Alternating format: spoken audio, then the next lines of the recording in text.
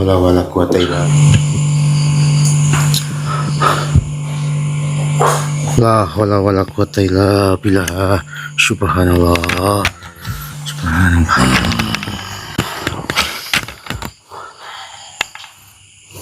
Makhluk ini adalah makhluk pengantar rezeki, makhluk pembawa rezeki, makhluk pembawa kesembuhan bagi penyakit. Manusia-manusia bodoh ini seperti Selamat, si Yoga, si Dobleh itu tidak akan paham kalau dikasih tahunya seperti itu saja.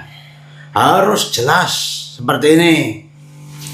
Bismillahirrahmanirrahim. Assalamualaikum warahmatullahi wabarakatuh. Waalaikumsalam warahmatullahi wabarakatuh. Selamat malam teman-teman semua.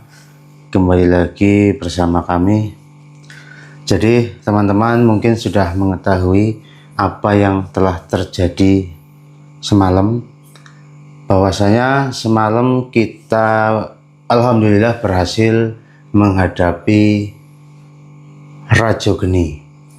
Ya, bisa dikatakan dia adalah penguasa kegelapan di bidang pesugihan. Dan dia sudah sangat banyak memakan korban. Alhamdulillah dengan adanya pusaka Sabta Dharma kita bisa dituntun ke arah itu sehingga kita mengetahui bahwa di sana ada permasalahan itu dan akhirnya kita bisa menyelesaikan permasalahan itu sendiri. Jadi kemarin kejadian terakhir itu kan Bang Mandor terkena panah di dadanya. Terus ya karena kita sangat khawatir, jadi Bang Mandor dibawa ke puskesmas. Nah, setelah di puskesmas dirujuk ke rumah sakit yang besar di Margono, tapi tidak jadi. Karena apa? Ya mungkin lebih tepatnya ini saya minta penjelasan terlebih dahulu dari Caplang, karena kemarin Caplang yang menemani Bang Mandor saat ke puskesmas. Jadi bagaimana Mas Caplang kemarin ketika dibawa ke puskesmas? Iya, jadi setelah dioperasi atau dibedah untuk mengambil mata panah yang keluar, itu kan diinfus. Setelah diinfus, intinya luka itu sudah beres semua. Sekitar habis 1 botol cairan infus, itu malah langsung keluar seperti itu, Mbak. Terus? Nah makanya kan saya kan langsung ngabari ke jenengan, walaupun dari pihak puskesmas menyuruh untuk merujuk ke rumah sakit yang lebih besar. Nah kata jenengan lebih baik dibawa pulang saja. Ya. Jadi Mas Caplang yang kemarin menyaksikan sendiri bahwa Bang Mandor ini dibedah atau dioperasi kecil untuk diambil panahnya yang tertancap di di dadanya. Jadi kemarin itu juga panahnya itu kan patah. Nah dilalah ya tinggal segitu tuh. Nah tinggal tinggal sedikit lebihnya gitu. Jangan ditekuk cukup plastiknya. Nah, jadi di pinggiran mata panah itu ada seperti hitam-hitam aneh itu loh, Mbak. Tuh teman-teman ya, lancip itulah benda yang masuk ke dalam tubuhnya Bang Mandor yang sempat membuat kami sangat-sangat panik. Tapi alhamdulillah berhasil diambil mata panah itu di puskesmas. Namun karena saat Bang Mandor dibawa ke puskesmas itu kan otomatis langsung diinfus. Iya. Karena keadaan Bang Mandor juga saat itu tidak sadarkan diri. Nah, karena sudah diambil mata panahnya, tapi infusnya juga tanggung belum habis 1. Jadi si dokter ini menyarankan apa namanya, nunggu infusnya habis begitu ya. Iya benar. Tapi setelah mungkin 1 jam 2 jam yang kemarin dengan ngomong Ada. apa namanya, infusnya saja malah belum habis ya. Iya. Tapi ada perubahan di dalam tubuhnya Mas Amin atau Bang Mandor. Katanya bekas lukanya itu malah ya seperti itu tuh teman-teman. Kayak terbakar gitu ya. Iya. Melepuh. Hingga akhirnya apa namanya, pihak puskesmas menyarankan Bang Mandor ini agar dibawa ke rumah sakit Margono di Purwokerto. Ya karena itu rumah sakit yang paling besar di daerah kami Iya. teman-teman. Tapi sebelum Bang Mandor dibawa ke sana, memang saya pada saat dikabarin sama Caplang, saya melarang Bang Mandor untuk dibawa ke rumah sakit yang besar. Dan saya juga tidak tahu kenapa saya tiba-tiba ngomong seperti itu. Jadi seperti saya tidak menyadari bahwa saya telah ngomong seperti itu. Tapi alhamdulillah saya juga langsung mendapatkan petunjuk, ya bisa dikatakan dari bisikan-bisikan goib, bahwa saya disuruh untuk membawa pulang Bang Mandor ini ke rumah saja. Nanti katanya dengan pusaka Sabda Dharma itu akan beres masalahnya, sembuh. Amin. Terus sisa-sisa kotoran atau sisa-sisa racun yang ada di dalam tubuhnya Bang Mandor, karena anak panahnya itu juga mengandung racun, itu nanti akan hilang semuanya, insya Allah, kata bisikan-bisikan tersebut. Jadi malam hari ini kita putuskan untuk berkumpul di sini semuanya, ya tentunya untuk berdoa sekaligus ingin menyembuhkan luka yang ada di dalam ataupun di luar tubuh dari Bang Mandor ini teman-teman. Di luarnya kan seperti itu, nah di dalamnya seperti apa kan kita tidak tahu. Ya itulah yang kita maksud, ada racun yang sangat berbahaya yang mungkin tidak membutuhkan waktu lama, si korban akan segera meninggal. Tapi saya juga sangat yakin tidak mungkin apa namanya, orang dikasih sakit tapi tidak dikasih obatnya atau kesembuhannya. Dan saya sangat meyakini ini bagian dari ujian kami, apakah kami bisa menangani, apakah kita bisa menyembuhkan luka ini dengan pusaka Sabda Dharma. Mungkin Allah sengaja membuat skenario yang seperti ini karena mungkin Allah juga ingin memperlihatkan, ingin mempertunjukkan bahwa begitu luar biasanya pusaka Sabda Dharma ketika digunakan oleh korban yang mungkin baik, dan si orang yang menyembuhkan juga mungkin hatinya baik atau ikhlas. Jadi kita juga tidak perlu berlama-lama, mungkin kita bisa langsung apa namanya, langsung mempraktekkan atau menyembuhkan Bang Mandor ini. Jadi mungkin ini pusakanya Boleh itu tadi. diambil. Bor, mau ngantuk? Ngantuk? Ya kamu sini aja nih, tidur sini.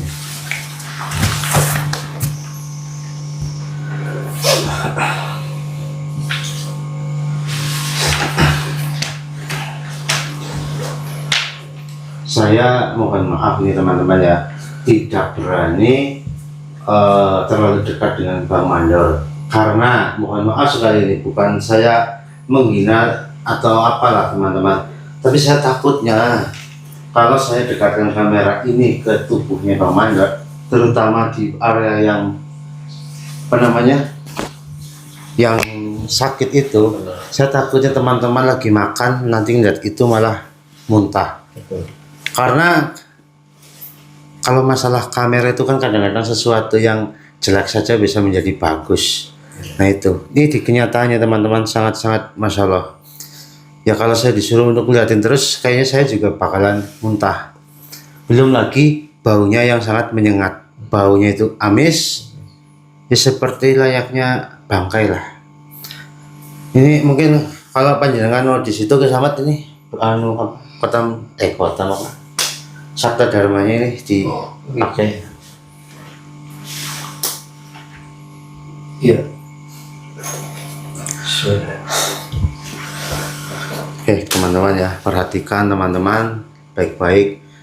Saya juga di sini sedang berdoa, mudah-mudahan ada suatu keajaiban yang datang, yang turun kepada Bang Mandor.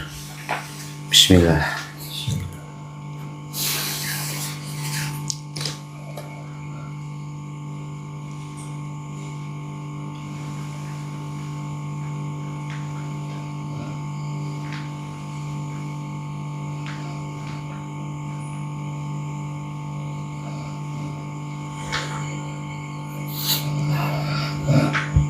Bismillah.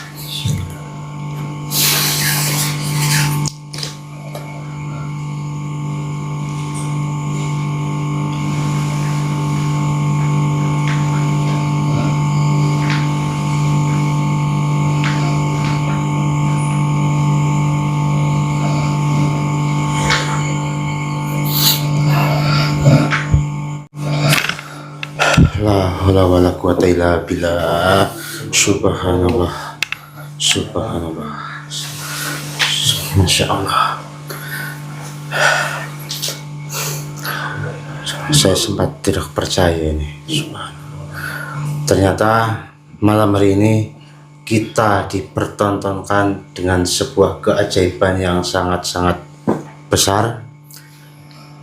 Penyakit memang terkadang datangnya sangat begitu mudah, dan penyakit jika sudah datang biasanya menyembuhkannya susah ataupun lama. Tapi kali ini kita melihat langsung sakit yang diderita oleh Bang Mandor, alhamdulillah langsung menghilang ataupun sembuh. Mungkin tinggal di ini apa namanya, di netralisir nanti tubuhnya Bang Mandor sampai benar-benar yakin bahwa sudah tidak ada apa-apa lagi. Terus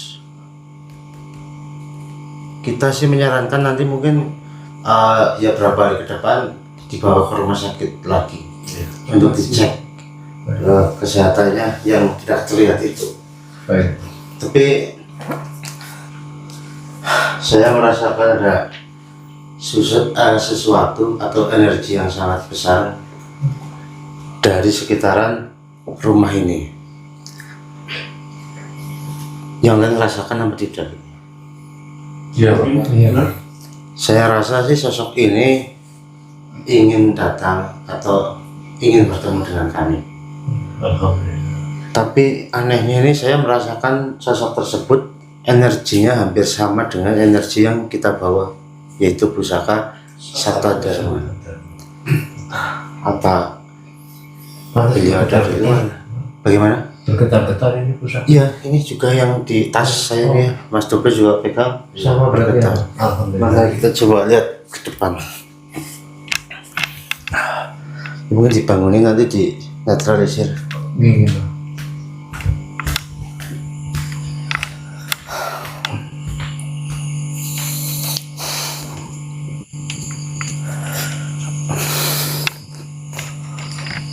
Assalamualaikum.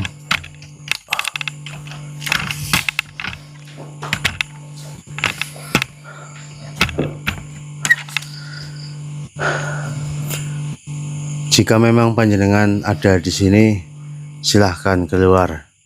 Wujudkanlah wujudmu sewujud-wujudnya. Allahu Akbar.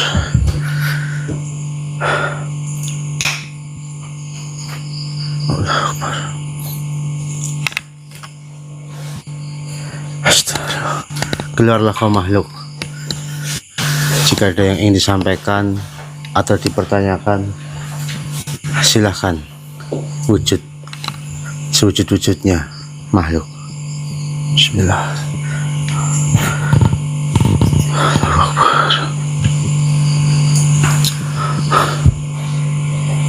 La haula wala quwata illa billah. Subhanallah. Subhanallah.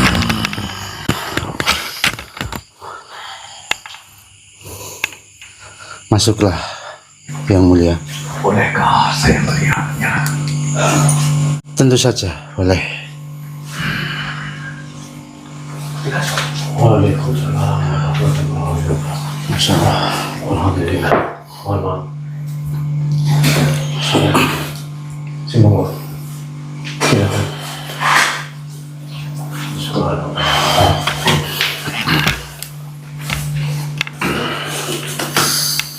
Mohon maaf yang mulia.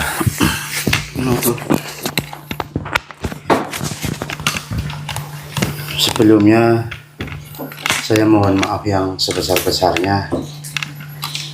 Mungkin kami terlalu bodoh karena jenengan datang namun kita tidak mengetahui. Namun setelah pusaka Sabta Dharma ini bergetar, barulah kami merasakan bahwa ada makhluk yang ternyata sudah datang sejak lama tadi. Saya mohon maaf sekali yang mulia atas ketidaksadaran kami. Salam yang mulia. Assalamualaikum warahmatullahi wabarakatuh. Waalaikumsalam warahmatullahi wabarakatuh. Jadi apa namanya? Mohon maaf sebentar yang mulia. Disuruh makan dulu saja. Makan dulu. Kayaknya lemes banget. Mohon maaf yang mulia.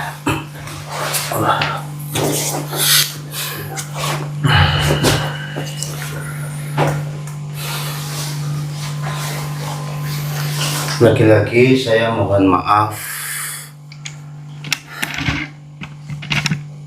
jika saya salah. Saya hanya ingin bertanya yang pertama, siapakah panjenengan ini yang mulia? Baiklah. Perkenalkan, aku dikenal dengan banyak nama di banyak alam. Ada yang memanggilku Rizky, ada yang memanggilku Sang Pembawa Berkah. Sang Pembawa Berkah. Ya, Saya pernah mendengar itu. Apakah jangan-jangan yang dimaksud oleh Tuan Guruku dulu panjenengan ya? Saya pernah mendengar perkataan seperti itu. Apakah jangan-jangan jenengan adalah sang penjaga aliran rezeki dan juga kesembuhan? kau benar.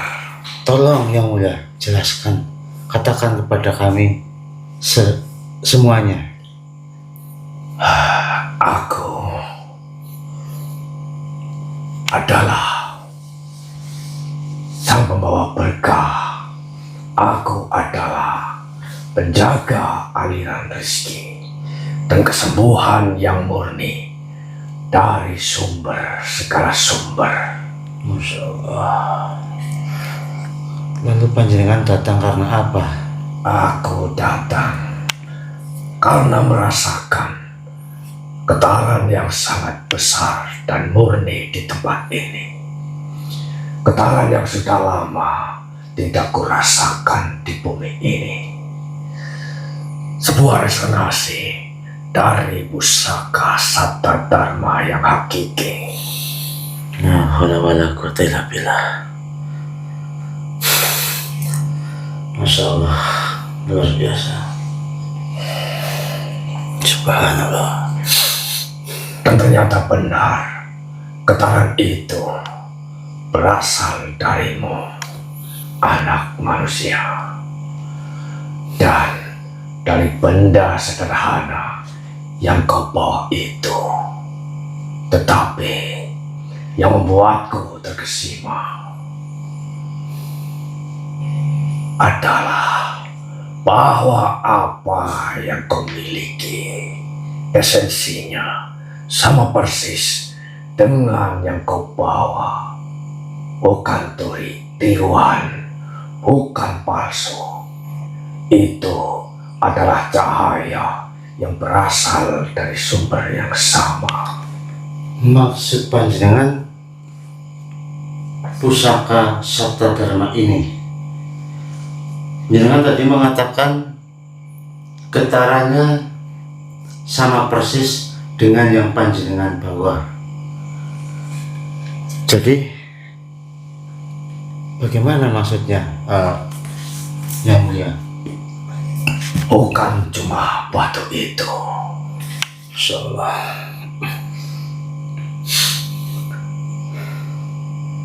Lalu apa lagi, Yang Mulia?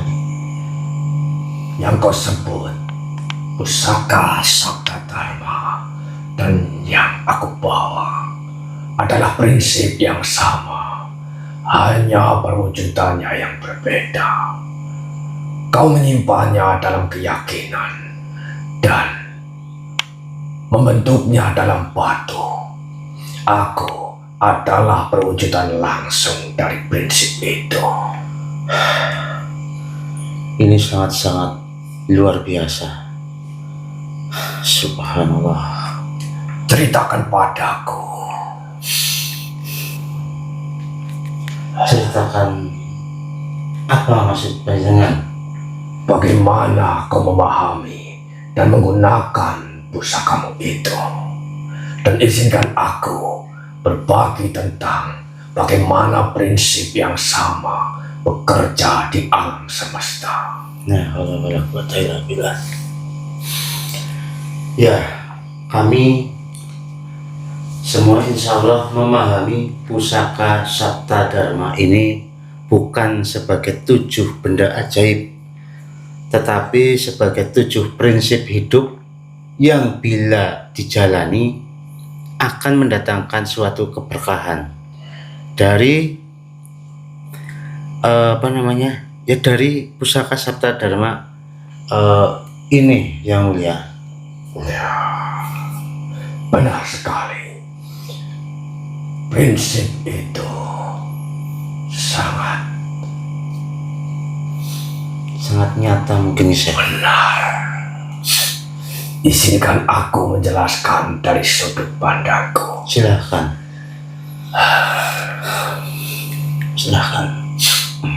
Yang pertama, asmara baka. Kau tahu artinya? Saya sering mendengar perkataan ini atau kalimat ini selama saya dalam misi pencarian pusaka Sabta Dharma. Jadi kami bukan tahu, tapi kami ingat bahwa asmara baka adalah cinta abadi. Ya, cinta sejati adalah energi pemersatu tertinggi di alam semesta. Pusaka ini bukan tentang memaksa hati orang. Ia bekerja dengan menarik energi yang serupa. Saat seseorang memancarkan cinta yang tulus, ikhlas, dan tanpa syarat dari hatinya, alam semesta akan merespon dengan menarik orang-orang dan situasi yang memancarkan frekuensi cinta yang sama. Masya Allah, luar biasa, subhanallah. Dan kedua, dana aksaya, kekayaan yang tidak ada habisnya. Luar biasa, subhanallah. Maksudnya bagaimana sih? Kekayaan sejati adalah aliran, bukan tumpukan. Prinsip ini tentang menjadi saluran rezeki yang baik. Saat tangan terbuka untuk memberi sedekah, bantuan, ilmu, tangan yang lain akan terbuka untuk menerima dari arah yang tidak terduga. Masya Allah. Pusaka ini menjamin aliran itu tak pernah kering selama salurannya tidak tersumbat oleh kekikiran dan ketakutan. Subhanallah. Kekayaan sejati adalah rasa cukup dan keberkahan yang membuat sedikit menjadi banyak. Masya Allah. Ia datang melalui ide-ide kreatif, kerja ikhlas, dan rasa syukur yang mendalam. La haula wala quwwata illa billah. Roga Sapa Nirwana itu yang selanjutnya. Kau tahu itu? Saya lupa, mohon maaf yang mulia. Artinya penyembuh segala penyakit. Masya Allah. Penyakit seringkali adalah pemberontakan tubuh terhadap ketidakseimbangan jiwa dan pikiran. Masya Allah.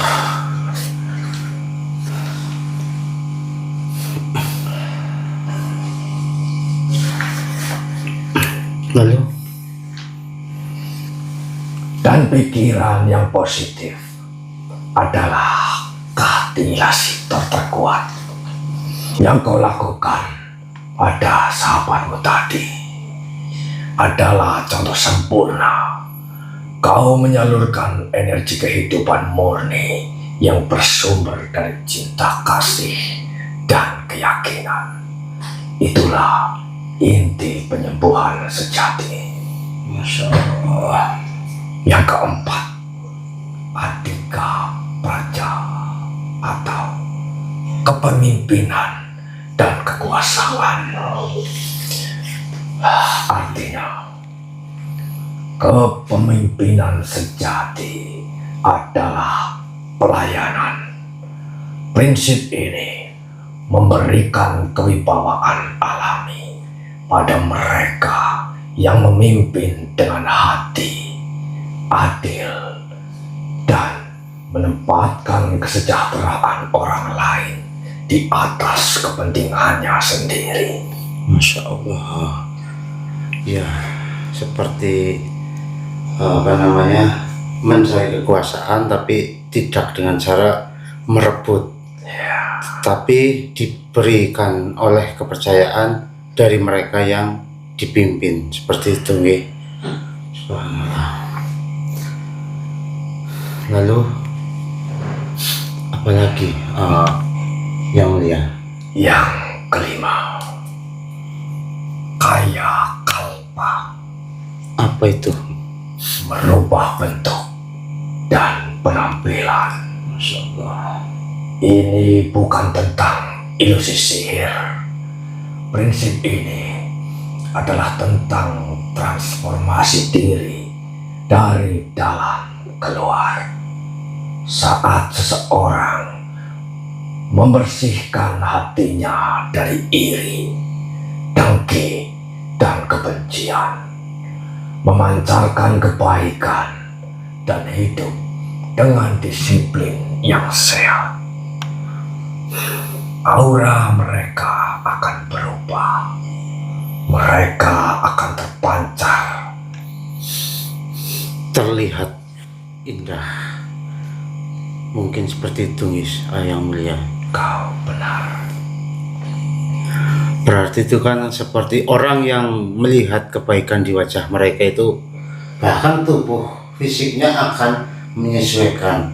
Ya, Jadi seperti lebih sehat dan bercahaya. Subhanallah. Karena perubahan dimulai dari pikiran dan juga hati, nggih, yang mulia. Subhanallah. dan yang keenam, Vidya Dharana atau kecerdasan dan ingatan luar biasa. Masya Allah. Pengetahuan sejati adalah milik alam semesta. Prinsip ini membuka pikiran untuk menjadi penerima yang jernih, Ia bekerja saat pikiran tenang, bebas dari prasangka, dan penuh kerendahan hati. Ingatan yang kuat datang dari keterkaitan makna dan ketulusan dalam belajar.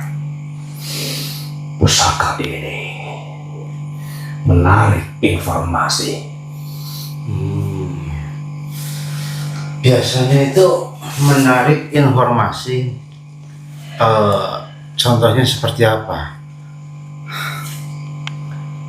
Seringkali melalui mimpi, firasat, atau kebetulan yang tepat. La haula wala quwata illa billah. Subhanallah. Dan yang ketujuh, loka parivartana, atau merubah dunia. Ini adalah prinsip terbesar.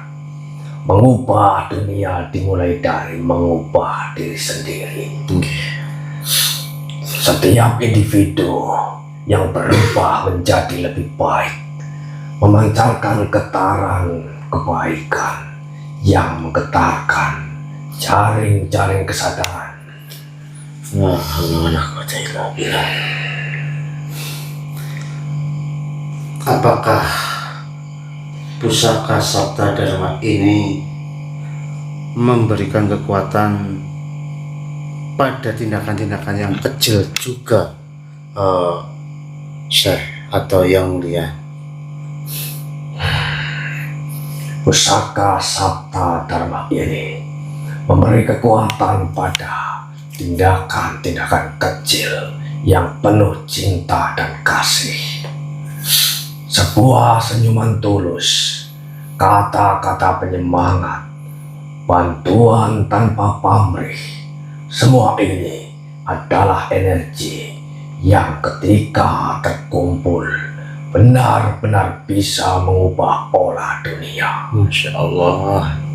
Pemimpin yang besar yang mengubah dunia menjadi lebih baik selalu adalah mereka yang menguasai prinsip-prinsip sebelumnya terlebih dahulu. Subhanallah. La haula wala quwata illa billah. Masya Allah. Sebenarnya kalau boleh tahu, pusaka Sabta Dharma ini berhak dimiliki oleh siapa saja atau memang benar-benar harus dimiliki oleh orang-orang yang baik, yang mulia? Tapi ya, sebelum, mohon maaf, saya memotong pembicaraan panjenengan. Silakan. Ya, karena kami kan berinteraksi secara langsung dan kadang-kadang juga secara via HP. Jadi mereka ya banyak yang bertanya kepada kami yang mulia bahwasanya pusaka Sabta Dharma ini katanya itu hak lahir setiap makhluk yang berusaha menyelaraskan diri dengan hukum alam. Jadi saya bertanya, apakah sebenarnya boleh dimiliki setiap orang atau setiap orang berhak untuk memilikinya, atau harus benar-benar diberikan kepada orang-orang yang baik? Tapi saya mempunyai jawaban tersendiri. Ya, kalau saya salah saya mohon maaf dan mungkin bisa diberi petunjuk agar saya tidak salah. Kalau menurut saya, sebuah pusaka Sabta Dharma ini kan memiliki kekuatan yang sangat besar. Menurut saya, jika pusaka tersebut dimiliki oleh seseorang yang mungkin tidak pernah melakukan ibadah, terus mungkin hidupnya bergelamuran, mungkin mabok-mabokan, mungkin mencuri, atau lain sebagainya. Intinya tindakan-tindakan yang tidak baik, tindakan-tindakan yang mendatangkan dosa. Tapi apakah mereka benar-benar tidak boleh atau boleh? Kalau menurut saya boleh. Karena apa? Karena saya berharap dengan dia memiliki pusaka Sabta Dharma, justru saya berharap dia akan berubah dengan sendirinya. Karena saya mengaitkan dengan manfaat yang ini, bahwa pusaka Sabta Dharma itu menyadarkan orang yang ingin berbuat jahat sadar bahwa jahat itu dosa. Orang yang mau ini itu sebelum melakukan sudah disadarkan lebih dahulu. Maka dari itu saya bertanya, tapi saya juga menjawab, yaitu saya rasa sih orang jahat pun mungkin boleh memilikinya. Orang yang tidak sholat boleh memilikinya, karena mungkin mereka juga ingin berubah. Buktinya mereka menginginkan pusaka Sabta Dharma. Jadi mungkin kan niat mereka karena sudah tidak ada cara lain yang bisa membuat mereka itu ingat sama Allah. Jadi mungkin dia merasa, jika saya memiliki pusaka Sabta Dharma, mungkin saya akan berubah dengan sendirinya. Mungkin seperti itu. Tapi jika saya salah, saya benar-benar mohon maaf. Karena itu yang saya rasakan dan itu yang sering kami dengar. Contohnya dari para orang-orang yang berhubungan dengan saya atau bertemu langsung dengan saya. Mereka banyak yang menceritakan seperti itu juga. Bahkan ada contohnya dalam satu keluarga, ada 2 orang yang memiliki pusaka Sabta Dharma. Contohnya yang satu orangnya rajin banget sholat, dia memiliki pusaka Sabta Dharma. Terus yang satunya lagi memiliki pusaka Sabta Dharma, tapi seringkali berbuat dosa. Tetapi si adiknya ini yang selalu beribadah bertanya kepada saya, kenapa saya yang beribadahnya sepertinya tidak pernah putus, kenapa tidak diberikan manfaat, tapi kenapa kakak saya yang masih sering mabok-mabokan, judi, tapi kok dia malah diberikan suatu kelancaran terus-menerus dalam usahanya, sehingga usahanya semakin besar, hasilnya juga semakin besar, kenakalannya juga semakin merajalela. Nah, mereka kan kadang-kadang bertanya seperti itu. Maka saya bingung, atau lebih tepatnya, kenapa yang jahat diberi rezeki yang deras, terus kenapa yang baik kok malah dibiarkan?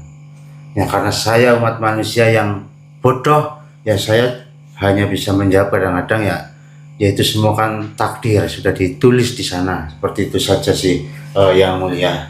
Ya, apa yang kau katakan semua itu benar.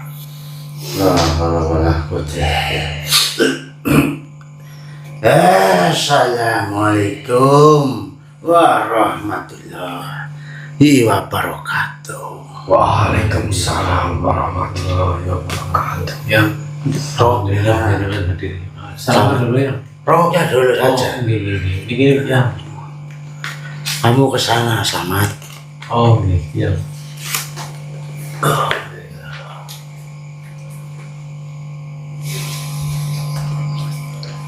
Gini.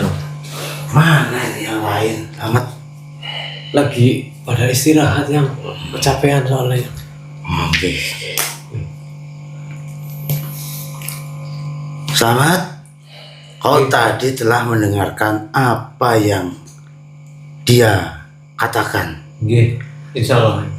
Apapun yang keluar dari mulutnya, perkataan-perkataan yang keluar dari mulutnya, itu semua benar. Kamu jangan macam-macam. Makhluk ini adalah makhluk pengantar rezeki, makhluk pembawa rezeki, makhluk pembawa kesembuhan bagi penyakit. Jadi jangan sekali-kali kalian meremehkan makhluk ini. Kamu nggak nanya lah kenapa? Kok sepertinya dia malah tunduk sama Yang? Kamu nggak nanya seperti itu? Yang kenapa ya? Ya, saya nggak tahu. Dia yang seperti itu tanya ke dia. Oh, nggih. Jadi mohon maaf ini sang pembawa rezeki, sang pembawa kesehatan. Mohon maaf ini, yang tadi kau katakan itu semua memang benar, tapi kau lupa.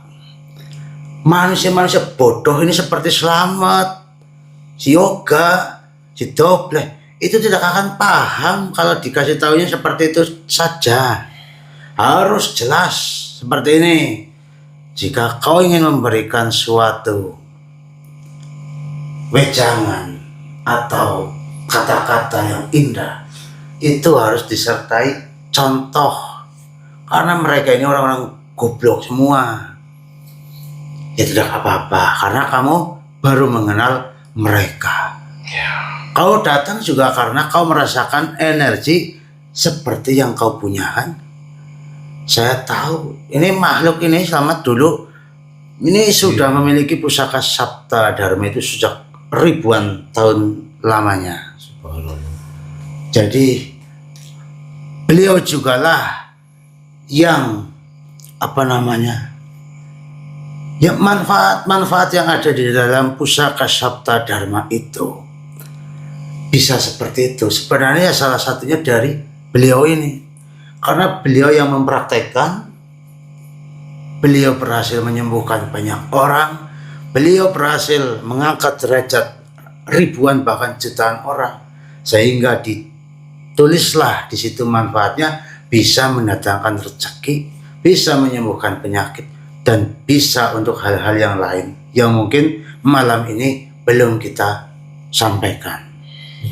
Jadi itu sebenarnya manfaat-manfaat itu tertulis ya karena beliaulah yang dulu telah melakukannya. Nyata, betul, sang pembawa rezeki. Ya, benar. Kamu mau ngerokok? Monggo. Jadi, mari kita renungkan bersama-sama. Penjelasan dirimu tadi sangatlah praktis. Tetapi ini bukan teori tinggi, tapi petunjuk hidup. Kita atau saya ingin bahas satu persatu dengan contoh nyata dalam kehidupan sehari-hari. Agar kita benar-benar paham dan bisa menjalankannya sekaligus menjelaskannya kepada orang lain nantinya. Jadi seperti itu. Yang pertama tadi apa? Asmara baka. Ya. Atau yang kita sering dengar cinta abadi. Nah ini kupingnya dibuka lebar-lebar dengerin ilmu ini. Asmara baka adalah cinta abadi. Ini bukan soal mantra pengasihan. Contoh nyata, ada seorang pemuda yang pendiam dan sederhana. Ia selalu bersikap baik pada semua orang, menolong tanpa mengharap balasan, dan tulus dalam berteman. Ia tidak punya banyak uang. Ia tidak punya banyak uang. Tapi dengan kesabarannya, lambat laun orang-orang merasa nyaman dan dihargai di dekatnya.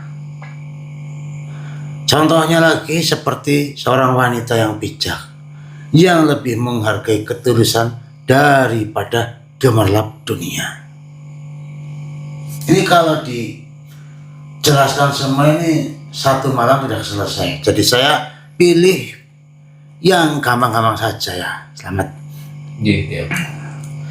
Jadi kurang lebihnya seperti itu. Mungkin contoh lain ini yang terakhir mengenai cinta abadi. Seorang ibu yang sabar dan penuh kasih. Anak-anaknya akan tumbuh dengan ikatan batin yang sangat kuat padanya. Sebuah cinta yang abadi melewati waktu. Betul? Betul ya. Lalu yang kedua, dana aksaya, kekayaan yang tidak pernah ada habisnya, atau prinsip menjadi saluran rezeki.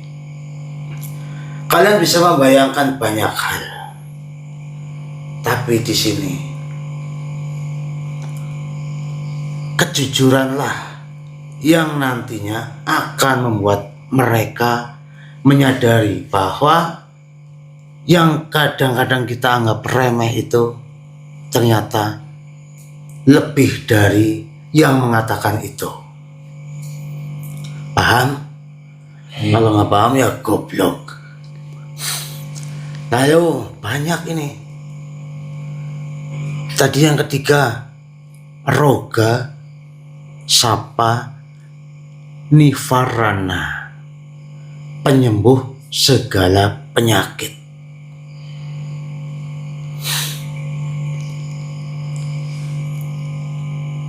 Kita katakan saja ada orang yang sering sakit-sakitan. Dia lalu berubah dalam pola hidupnya.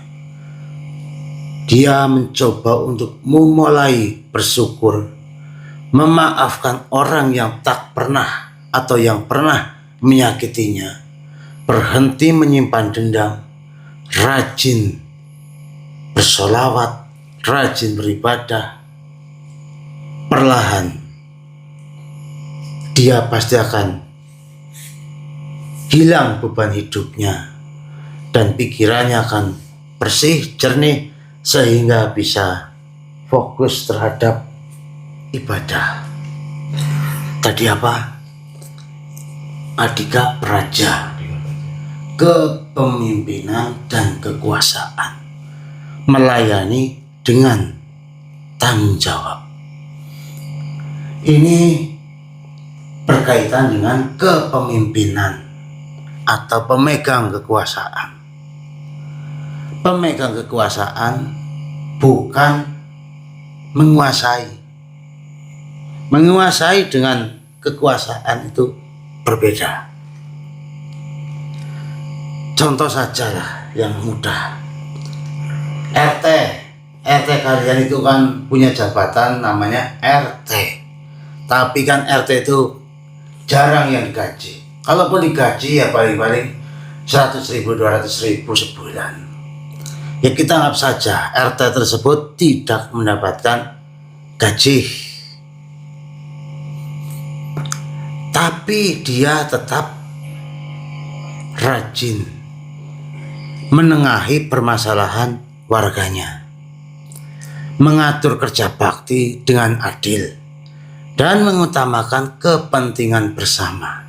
Hasilnya, warga tentunya suka dengan apa yang dilakukan RT-nya.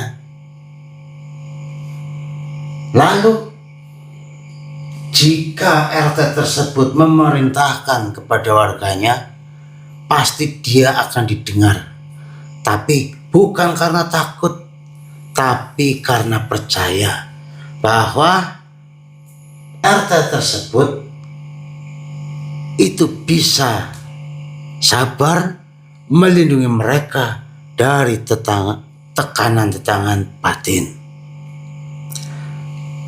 Jadi ya seperti itulah contoh-contohnya. Wahai sang pembawa rezeki, sang pembawa kesehatan, kau sudah dijemput itu di depan. Ya, baiklah. Sudah, kalau begitu pulanglah kau. Baik. Sebelumnya saya mengucapkan selamat bagi para pemegang, para pemilik pusaka Sabta Dharma. Bersiaplah untuk menerima segala keberkahan untuk kehidupan selanjutnya. Amin ya Allah. Baik. Sebentar. Ya. Penjaga apa namanya tadi? Pembawa rezeki, pengantar rezeki, dan kesehatan. Nanti jika kau mengantarkan rezeki atau kesehatan kepada orang tentunya yang memiliki pusaka sabda dharma, kau harus lebih teliti lagi. Tentunya. Jangan sampai yang kau bawa disia-siakan. Contoh kecilnya gampang.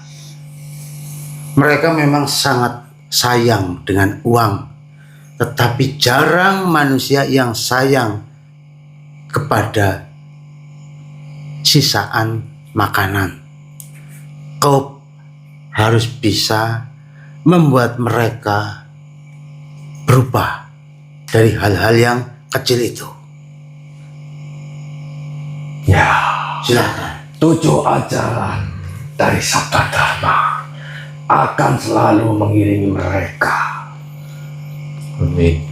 Mereka siapa? Setiap mereka yang memiliki dan memegang pusaka sabda dharma. Itu harus jelas.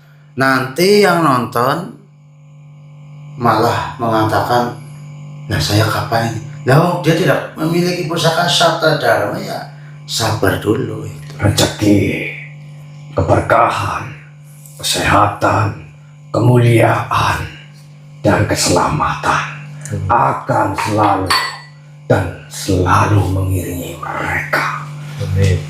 yang memiliki mustika sabda dharma. Baiklah Kanjeng, saya pamit. Monggo. Assalamualaikum warahmatullahi wabarakatuh. Waalaikumsalam warahmatullahi. Oh ya, ini kopinya siapa? Oh, kopinya Pak Bongso. Ya, Wah, diminum boleh? silakan. Silakan.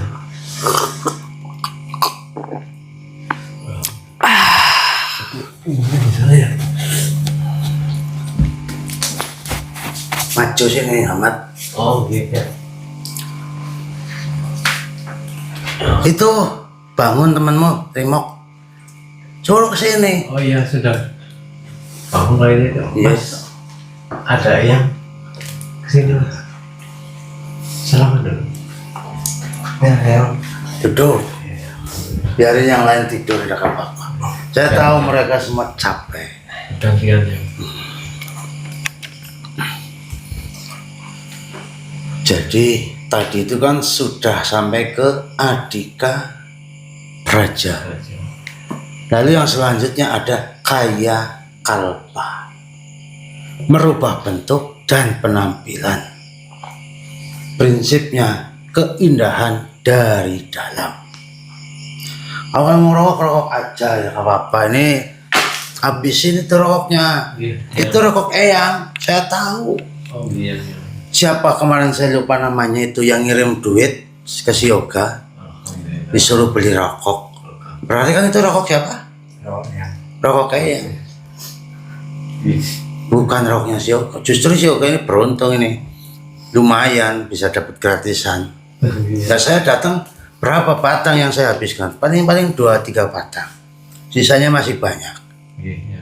Yang untung Yoga bukan saya. Oke, terima kasih. Ya, tapi itu sebelum lanjut saya sampaikan lagi nih. Itu yang kemarin-kemarin pada belikan rokok saya. Tidak perlu saya berkata apa-apa. Tapi insya Allah nanti kalian semua akan mendapatkan keberkahan. Amin. Amin. Tadi keberapa? Kelima, Kaya Kalapa, merubah bentuk dan penampilan.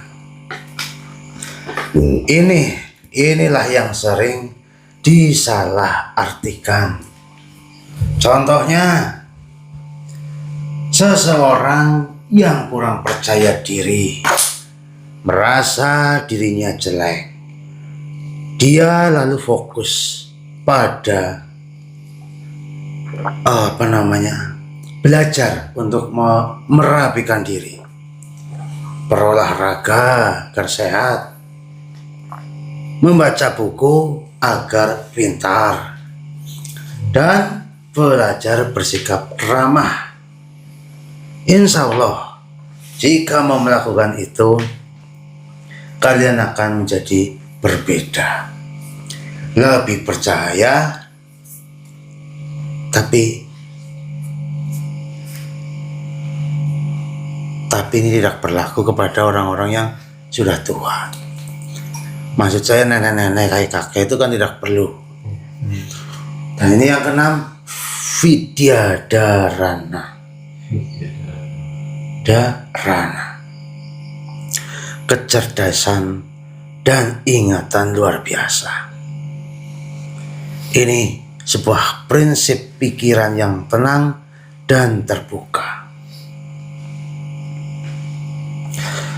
Ini seperti halnya dengan seorang pelajar yang takut saat ujian. Seringkali lupa semua yang telah dipelajari. Tapi jika dia datang dengan persiapan yang baik, lalu ditenangkan dengan doa atau meditasi singkat, seringkali jawaban datang dengan sendirinya. Atau mungkin seorang seniman yang mencari ide, saat dia memaksakan diri, ide itu tidak akan datang. Tapi saat dia berjalan-jalan santai, lalu dia melihat pemandangan yang indah, dari situlah malah mungkin mereka mendapatkan suatu ide atau gagasan. Dan ini yang terakhir adalah loka parivartana. Ini yang paling luar biasa. Karena apa? Karena loka parivartana itu sama saja dengan merubah dunia. Ini yang paling mulia. Contohnya sederhana. Seorang ibu yang mengajarkan anaknya untuk tidak membuang sampah sembarangan. Anak itu tumbuh menjadi pribadi yang peduli lingkungan.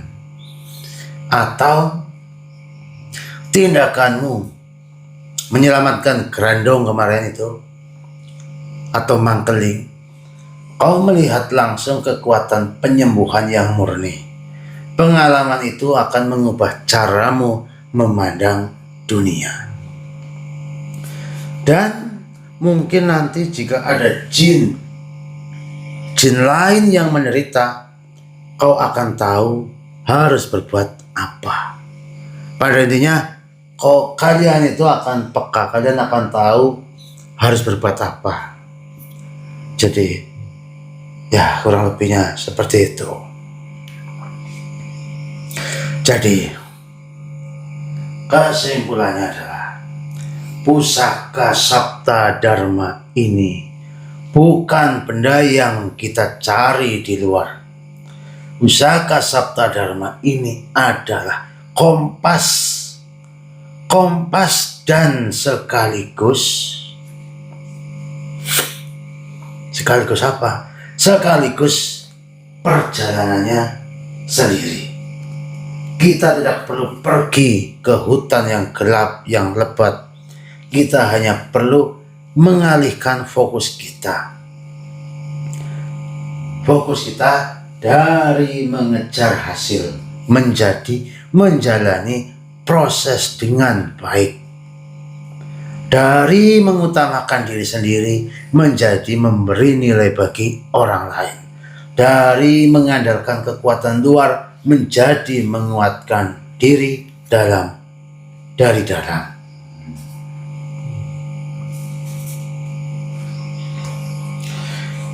Pusaka Sabta Dharma yang kita bicarakan, yang kita pahami, bahkan yang kita buktikan malam hari ini, ia tidak pernah bisa dicuri, tidak akan pernah bisa dirampas, dan tidak akan pernah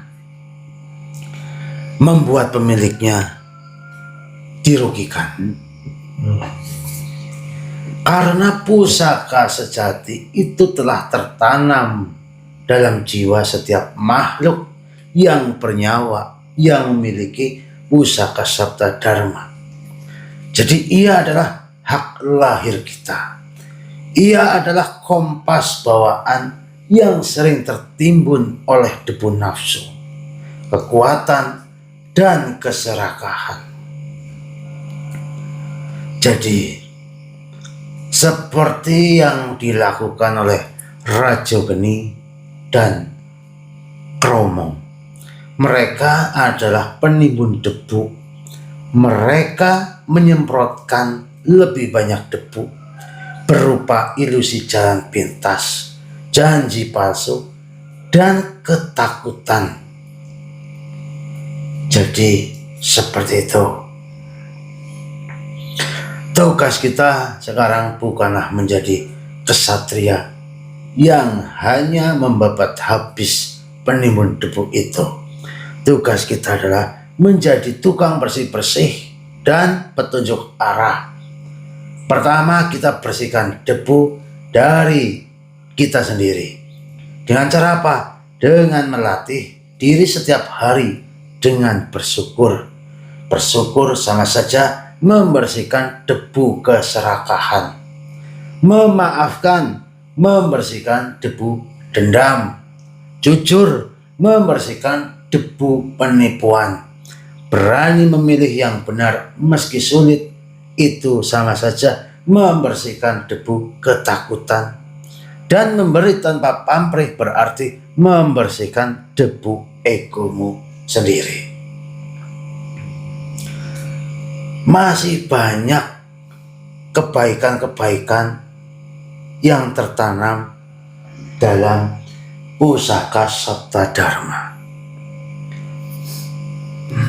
Jadi kita tidak perlu membahas soal itu semuanya malam hari ini, karena tidak akan pernah tuntas. Kenapa tidak akan pernah tuntas? Karena kebaikannya terus mengalir, tidak akan ada habisnya. Seperti sang pembawa rezeki tadi, dia akan selalu membawa rezeki dan mengantarkannya kepada mereka-mereka yang memiliki pusaka sabda dharma. Perkataan ini akan dimengerti oleh orang-orang yang pintar. Kalau orang bodoh ya dia akan mengatakan, masa pembawa rezeki kayak kurir pengirim paket. Itu pikiran yang bodoh. Kalau pikiran yang bagus, tidak perlu saya jelaskan, mereka pasti akan mengerti maksud saya. Begitu. Jadi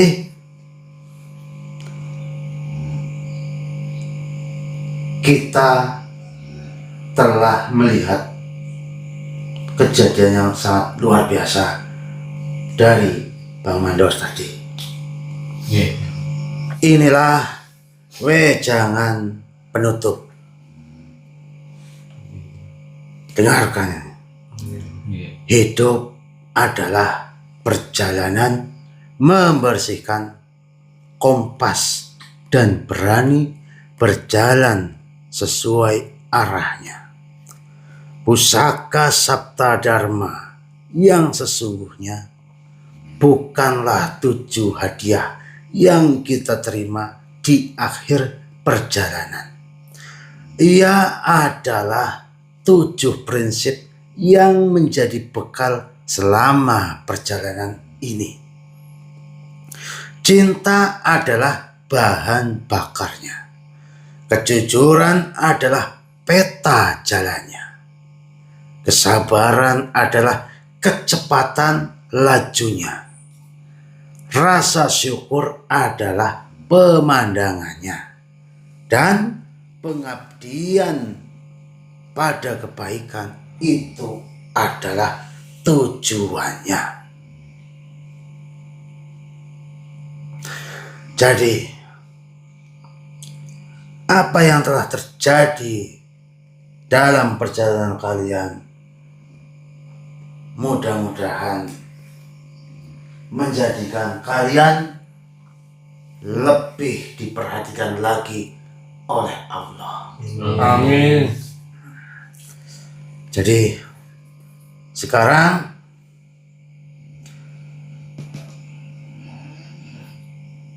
Siapa itu yang ngorok? Nggak tahu. Nah, biarin. Kecapean sih kayaknya. Iya. Kelak jika ada yang bertanya, di mana aku bisa mendapatkan pusaka Sabta Dharma? Katakan kepada mereka, mulailah dengan membersihkan hatimu. Lalu berjalanlah dengan jujur, pusaka itu akan datang menghampirimu. Bukan sebagai benda, tetapi sebagai kehidupan itu sendiri. Dan mungkin ratusan tahun lagi nanti, jika belum kiamat, akan ada orang-orang seperti kalian lagi yang mencari pusaka Sabda Dharma. Dan kejadiannya pun mungkin sama persis dengan kejadian sekarang. Kenapa saya mengatakan itu? Karena saya teringat dulu Syekh Subakir juga sama seperti ini.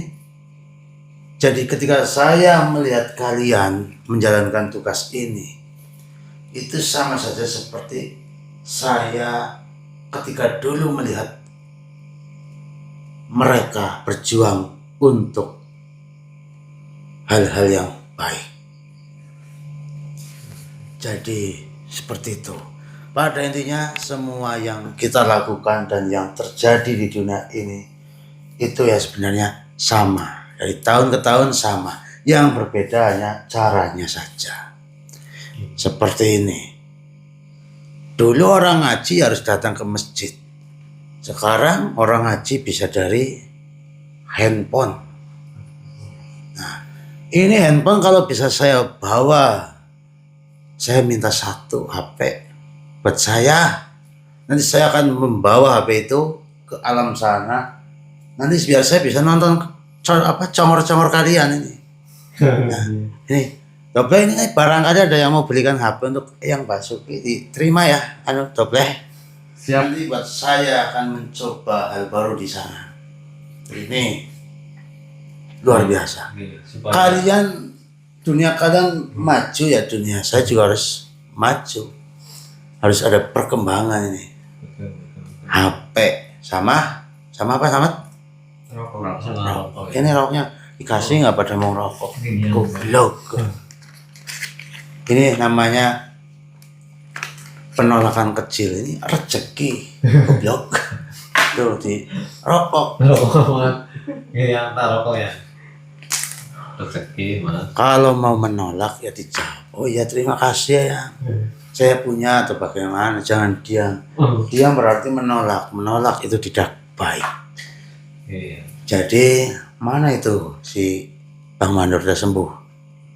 Alhamdulillah ya sudah. Sekarang di mana? Sedang istirahat ya. Hmm. Ditemani sama teman-teman itu. Ya sudah kalau begitu. Saya pamit, Doble. Primo. Selamat. Iya ya. Alhamdulillah matur sembah nuwun yang atas semuanya. Jangan lupa Oh. Gitu. apa? HP ya nanti. Yang bagus. Jangan kayak punya yoga ini. Kemarin jatuh ininya bisa jadi dua. Apa ini namanya ini? Layarnya. Kacanya ini Oh. remuk. Gitu. Ya jadi belikan yang Basuki yang bagus ya. Gitu. Sama rokok. Biar ya mendoakannya lebih ini ya yang kan terlihat nama-nama siapa saja yang Ya mungkin seperti itu bisa. Tapi itu kan yang mengatakan dirimu. Bukan diriku. iya. Ya sudah. Terima kasih yang atas semuanya yang. Baiklah kalau begitu saya pamit. Iya. Assalamualaikum warahmatullahi wabarakatuh. Waalaikumsalam warahmatullahi wabarakatuh.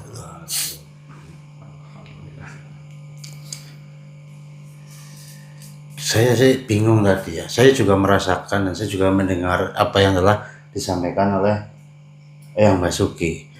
Dan Eyang Basuki itu ya mungkin bukan hanya Eyang Basuki, semua makhluk juga sepertinya bisa ketika masuk ke raga seseorang, dia bisa berbicara langsung dengan sosok yang ada di dalam. Tapi kadang-kadang kita juga dikunci agar kita tidak bisa menjawab apa-apa. Seperti tadi saya seperti terkunci, tidak bisa menjawab apa-apa, jadi saya hanya bisa mendengarkan saja. Cuman kenapa kok ya tadi kan sosok pembawa rezeki, kesehatan, maksudnya lagi ngobrol, lagi memberikan penjelasan yang panjang, yang Basuki kenapa tiba-tiba datang, lalu malah seolah-olah menjelaskan lebih dalam lagi. Itu berarti kan ada kaitannya, ini maksud saya, yang Basuki dengan sang pembawa rezeki itu. Ya sudahlah, tidak perlu dipikirkan. Yang penting sekarang kan Bang Mandor sedang istirahat tidur dan sudah jelas-jelas sembuh. Tapi tinggal dicek lagi nanti, siapa tahu di dalam tubuhnya masih ada sesuatu yang perlu dibersihkan. Maksud saya itulah, takutnya infeksi. Terus untuk misi kita kedepannya seperti apa, kita tidak tahu. Tapi saya sudah mendapatkan bocoran. Kita sepertinya tidak lama lagi akan pergi lagi untuk mengemban amanah atau membawa tugas baru. Cuman kapannya itu yang saya belum tahu. Jadi mungkin seperti itu saja teman-teman. Mohon maaf sekali apabila ada salah kata, perilaku ataupun perbuatan dari kami semua yang ada di sini. Kami semua mohon maaf yang sebesar-besarnya. Wassalamualaikum warahmatullahi wabarakatuh. Waalaikumsalam warahmatullahi wabarakatuh.